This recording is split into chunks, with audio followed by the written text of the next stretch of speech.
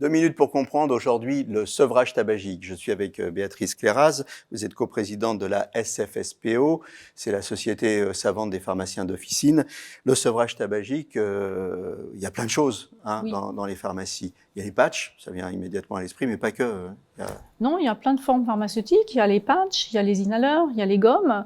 Et en fait, ce qu'on sait aujourd'hui, c'est que c'est intéressant de multiplier les formes.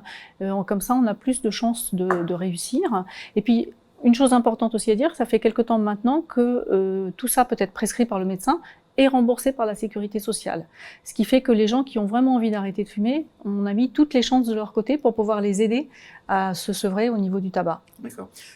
À propos du sevrage, ce qu'il faut dire, c'est que ce qui est très toxique dans la cigarette, c'est les goudrons et les matières brûlées, c'est ça qui donne le cancer. Mais par contre, l'addiction, c'est la nicotine. Exactement. Et en fait, le principe, c'est de dire, on arrête de fumer quelque chose qui va vous donner le cancer, et puis on vous aide petit à petit à vous défaire de votre addiction à travers des patchs qui vont diffuser, apporter de la nicotine. Apporter de la nicotine. Et puis petit à petit, on va essayer de regarder tout ça puis de baisser les doses. C'est ça le principe? C'est ça, c'est exactement ça. Ce qu'il faut bien comprendre, c'est qu'on ne va pas être sevré d'un coup et que ça se fait de manière progressive et qu'il faut prévoir une longue durée.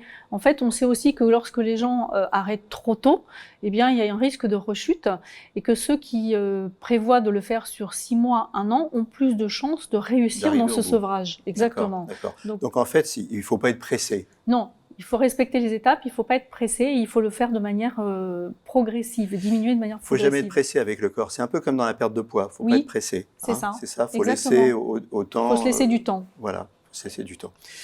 Voilà, vous savez tout pour arrêter de fumer, il faut aussi beaucoup de volonté et il ne faut pas être pressé. Nos émissions vous plaisent, alors aidez-nous à faire grandir la chaîne pour parler santé au plus grand nombre.